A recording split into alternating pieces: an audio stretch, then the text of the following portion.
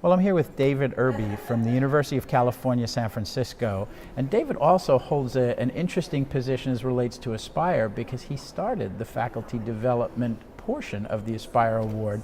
And David, talk a little bit about what it's like winning a faculty development award for your institution while also sitting and chairing the award committee.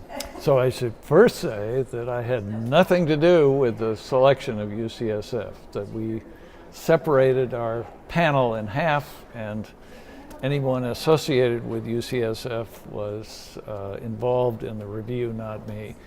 But it was a wonderful exercise to try to come up with criteria for excellence that we could all aspire to, including UCSF. And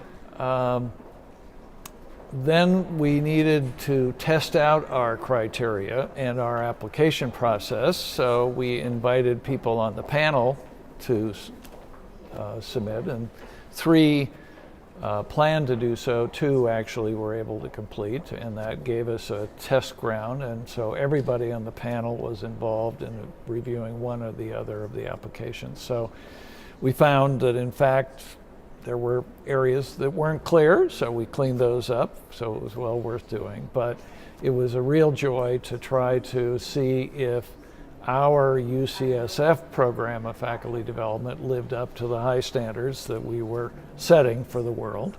And it inspired us to work on some areas that we were not as strong in, like evaluation.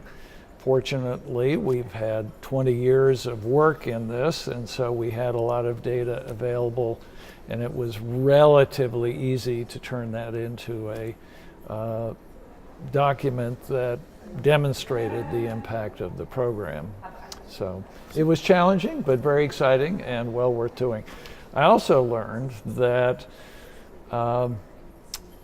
in Europe, anyway, people don't identify faculty development as a program for the faculty, but rather as the total faculty. So it's sometimes referred to as staff development in those arenas. So people who might be interested in applying should consider it for faculty or staff development. Well, I think that's an important point that we should share beyond here, because it's important that people who are appropriate to apply for the award should apply for the award. Absolutely. Do you want to talk a little bit more about what you put into the application that got you to win this award?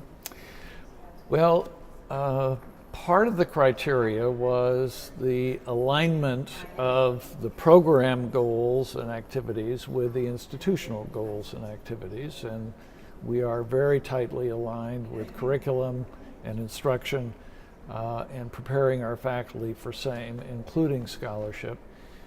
We have a very extensive program of workshops, 50 to 60 of them a year, plus a year-long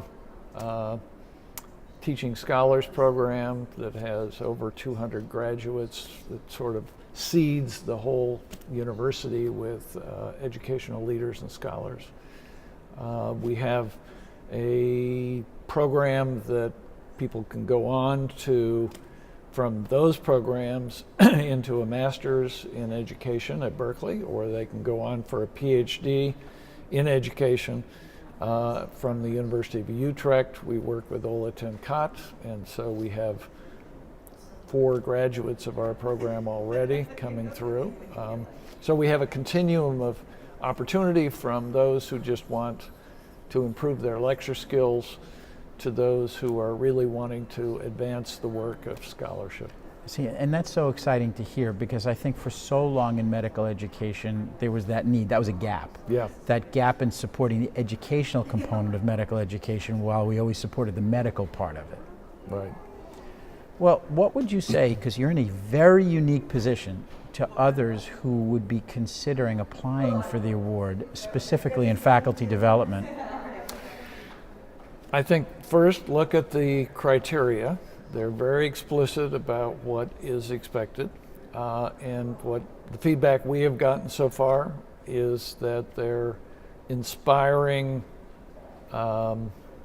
criteria to live up to which is exactly what we hope for. And that the process of going through that review is actually strengthening to the institution. And then if you receive the award, it's validating to the institution as well. So there are lots of benefits, both to looking at the criteria as well as receiving the award. Well, let me say congratulations again, and it's always nice to chat with you. Likewise, thank you so much. You're very kind.